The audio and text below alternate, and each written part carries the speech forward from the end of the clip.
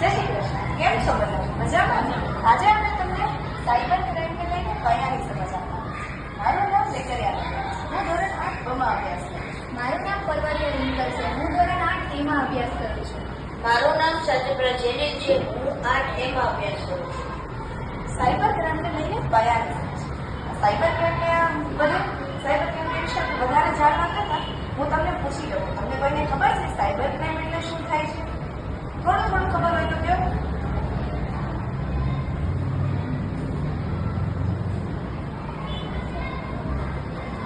Cyber crime એટલે કે online fraud, કે તમે કોઈ પણ એપ્લિકેશન આવે કે લિંક આવે વોટ્સએપમાં તો તમે ક્લિક કરો અને તમારા સાથે ફ્રોડ થાય. એવા ઘણા સાયબર ક્રાઇમ આવે છે, તો એમાંથી થોડાક કેસીસ અમે કહીશું. સાયબર ક્રાઇમ આ 3 વસ્તુને લીધે.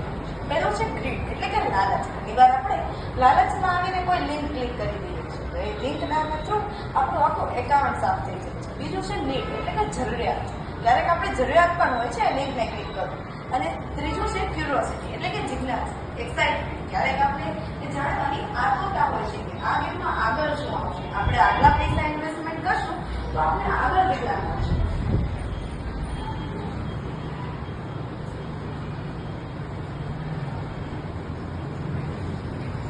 એવું નથી હોતું કે સાયબર ક્રાઇમમાં માત્ર જે ન ભણેલા હોય એ જ ફસાય છે. ભણેલા મારા માણસ પણ આમાં સાયબર ક્રાઇમમાં ફસાઈ જાય છે. આ એક કેસ છે જેમાં ડોક્ટરની વાત છે. ડોક્ટરની ઉંમર 60 વર્ષ છે.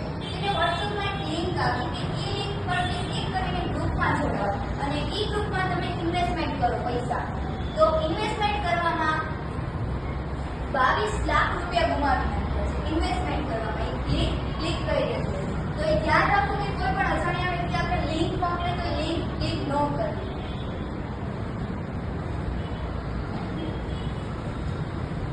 આ કેસ આપણે ઓનલાઈન ખરીદી બાબતનો છે. આપણે ઓનલાઈન ખરીદી કરવી ત્યારે આપણા ફોનમાં ઓટીપી આવે. ઓટીપી આવે એટલે ઓટીપી સામેવાળો માંગે, તો આપણે ઓટીપી આપીએ એટલે આપણા એકાઉન્ટમાં જેટલા પૈસા હોય તે બધા જ આપણે ગુમાવીએ છીએ. તો આપણે ઓનલાઈન ખરીદી કરીએ ત્યારે આપણે કેશ ઓન ની જરૂર રહેતી. આ કેસ છે 19 વર્ષની વિદ્યાર્થી ખાતા નતું, એટલે 19 વર્ષની વિદ્યાર્થી એક એપ્લિકેશનમાં ઇન્વેસ્ટમેન્ટ કરે છે. એટલે થોડા પૈસા ઇન્વેસ્ટ કરે, એને કહીને તમે વધારે ઇન્વેસ્ટ કરો એટલે તમને વધારે ફાયદો થશે. એ વધારે ઇન્વેસ્ટ કરે છે. એવી રીતના કરીને એને 11 લાખ રૂપિયા ઇન્વેસ્ટ કર્યા છે. અને 11 લાખમાંથી એ લોકો કહે છે કે તમને પછી વધારે મળશે, પણ એવું કંઈ થતું નથી. એના અકાઉન્ટમાંથી બધા રૂપિયા ક્લિયર થઈ જાય છે. આ છે કે ગરબા પાસીસ. ગરબા રમવા માટે એક મહિલાએ જેની ઉંમર 23 વર્ષ હતી, તેને ઓનલાઈન ગરબા પાસીસ માટે પૈસા ઓનલાઈન આપ્યા. તો એમાં એને ઓનલાઈન પૈસા આપવામાં એને 2 લાખ રૂપિયા ગુમાવ્યા. કાંઈક એને ભૂલ કરી હશે કે પૈસા આપવામાં વધારે અપાઈ ગયા કે કાંઈક એને એવું કર્યું હશે, તેથી એને 2 લાખ રૂપિયા ગુમાવ્યા છે. આ કેસ એક ઓનલાઈન રમતનો છે. આપણે મોબાઈલમાં એવી કેટલીક ઓનલાઈન રમત આવે છે જેમાં આપણને પૈસા મળે. તો આ 14 વર્ષના બાળકે ઓનલાઈન રમતમાં પહેલા એને 10 રૂપિયા 20 રૂપિયા એમ કરીને તેને 14 વર્ષના બાળકે 6 લાખ રૂપિયા ગુમાવ્યા છે. વિઝા માટે નકલી સ્ટેટમેન્ટ. આપણે જ્યારે વિઝા જોતા હોય ને ત્યારે આપણી પાસે કેટલા પૈસા છે ને એનું સ્ટેટમેન્ટ જોઈએ છે. એ લોકો આ સ્ટેટમેન્ટ માંગે છે. તો ઘણા લોકો નકલી સ્ટેટમેન્ટ બનાવડાવે છે અને જો એ વિઝા બનાવવાવાળાને ખબર પડી જાય ને તો આપણા વિઝા રદ પણ થઈ શકે છે. પછી આપણે ક્યારેય અધર કન્ટ્રીઝમાં જઈ શકતા નથી. આ પણ એક ડોક્ટરનો જ કેસ છે કે વોટ્સએપમાં એક લિંક આવી અને તે લિંક પર ક્લિક કરી અને તે ક્લિક કરીને માર્કેટનું કરતા હતા. તો તે માર્કેટમાં તેને પૈસા લગાવ્યા, પણ તેને માર્કેટમાં પૈસા લગાવવાથી 1.10 કરોડ રૂપિયા ગુમાવ્યા. એટલે શેર માર્કેટનું કરવું એ સારું છે, પણ કઈ રીતે કરવું તેની સમજ હોવી જોઈએ શેર માર્કેટ કરવામાં.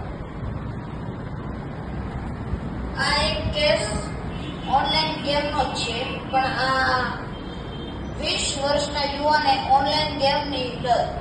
એને ઓનલાઈન ગેમમાં ઘણા પૈસા જીત્યા, તો છેલ્લે એને વધારે પૈસા લાલચમાં તેને આખું બેંક એકાઉન્ટ ખાલી થઈ ગયું અને તેને પોતાનો જીવ ગુમાવ્યો. 500 આ કેસ છે 500 કરોડનો સ્કેમ. એટલે કે આપણે ખાતામાં ટ્રાન્સફર કરતા હોઈએ, આ ખાતામાંથી આ ખાતામાં, યા તો કોઈને આપણે મોકલતા હોઈએ છીએ. એવી રીતના આપણે ખાતામાંથી મોકલીએ તો 500 કરોડ રૂપિયા આખા સુરતમાંથી 500 કરોડ રૂપિયાનો સ્કેમ થયો છે.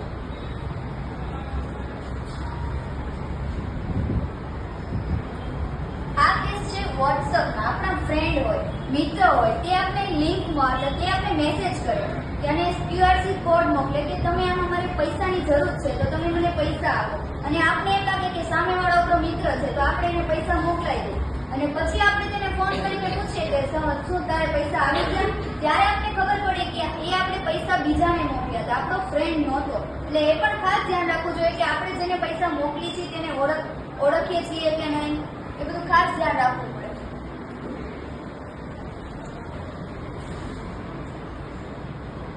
આ એક કેસ છે નાગપુરના નિવૃત્ત બેંક કર્મચારી દ્વારા ઓનલાઈન શેર માર્કેટમાં 87.6 લાખ ગુમાવ્યા.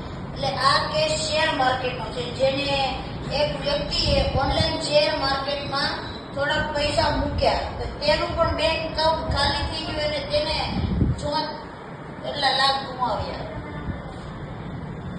આ કેસ છે મોટા વરાછાના આઈફોન વેચવાની. જીપેથી દ્વારા પૈસા ચૂકવવામાં આવ્યા. મેસેજ પણ આવ્યો પણ બેંક અકાઉન્ટ ચેક કર્યું તો પૈસા ખાતામાં ન. કોઈને આઈફોન લીધો હશે એટલે એને પૈસા પે કર્યા. તો જ્યારે ખાતામાં જોયું ને ત્યારે તો એના પૈસા જ ન હતા, બધા જ પૈસા વયા ગયા. એટલે આપણે આ પણ ધ્યાન રાખવું જોઈએ. આપણે સરખી રીતના પેમેન્ટ કરવું